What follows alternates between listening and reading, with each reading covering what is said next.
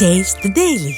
திருப்பூர் மாவட்டம் காங்கேயம் அருகே சுடுகாடு ஆக்கிரமிப்பை அகற்ற நடவடிக்கை எடுக்காத மாவட்ட நிர்வாகத்தை கண்டித்து மாவட்ட ஆட்சியர் அலுவலகத்தில் கிராம மக்கள் தர்ணா போராட்டத்தில் ஈடுபட்டுள்ளனர். காங்கேயம் அருகே உத்தமபாளையம் பகுதியில் உள்ள சுடுகாட்டை அப்பகுதியைச் சேர்ந்த நபர் ஆக்கிரமித்து கம்பிவேலி போட்டுள்ளார். இதுகுறித்து மாவட்ட நிர்வாகத்திடம் புகார் அளித்து ஆக்கிரமிப்பை அகற்ற உத்தரவிட்ட நிலையில் 2 வாரங்களுக்கு மேலாகியும் நடவடிக்கை எடுக்காமல் திறனற்ற ஸ்டாலின் அரசின் அதிகாரிகள் ஆழ்ந்த உறக்கத்தில் இருப்பதாக பொதுமக்கள் குற்றம் சாட்டுகின்றனர்.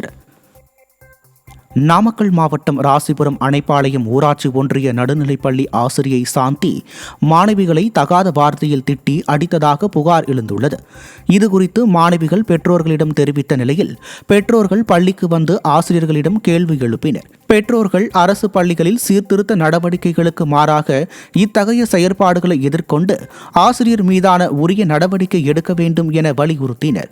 நிர்வாக திறனற்ற ஸ்டாலின் ஆட்சியில் பள்ளிக் கல்வித்துறை சீரழிந்து வருவதாக பொதுமக்கள் வேதனை தெரிவிக்கின்றனர்.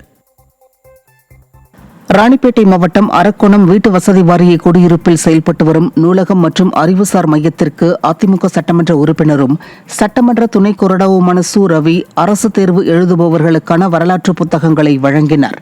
இந்நூலகத்தில் நடத்திய ஆய்வின் போது வரலாறு சார்ந்த புத்தகங்கள், அரசு போட்டித் தேர்விற்கான புத்தகங்கள் மற்றும் 6 முதல் 12ஆம் வகுப்பு வரை உள்ள தமிழ் பாட புத்தகங்கள் இல்லை என இளைஞர்கள் முறையிட்டதை தொடர்ந்து அவர் புத்தகங்களை வழங்கினார். இதில் கழக நிர்வாகிகள் பலர் கலந்து கொண்டனர். கடலூர் மாவட்டம் திட்டக்குடி அருகே வீட்டில் எலக்ட்ரிக் வேலை செய்தபோது மின்சாரம் தாக்கி கூலி தொழிலாளி உயிரிழந்த சம்பவம் சோகத்தை ஏற்படுத்தியுள்ளது.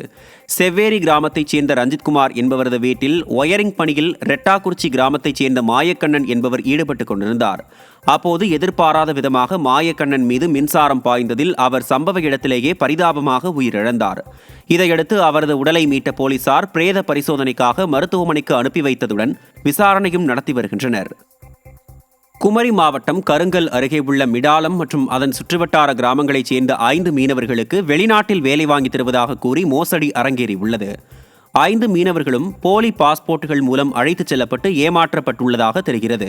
இந்த மீனவர்கள் தற்போது மொழி தெரியாமலும் வேலை இல்லாமலும் உணவின்றி தவித்து வருவதாகவும் தங்களின் உறவினர்கள் நோயால் பாதிக்கப்பட்டு அவர்களை பார்க்க முடியாத நிலை உருவாகியுள்ளதாகவும் தெரிவித்துள்ளனர். அவர்களை மீட்க நடவடிக்கைகள் எடுக்குமாறு அரசை கேட்டுக்கொண்டுள்ள வீடியோ தற்போது வெளியாகி பரபரப்பை ஏற்படுத்தியுள்ளது. நிர்வாக திறனற்ற ஸ்டாலின் அரசின் மீது துளியும் அச்சமில்லாமல் மோசடி ஆசாமிகள் பலர் ஏமாற்றி வருவதாக பொதுமக்கள் வேதனை தெரிவிக்கின்றனர்.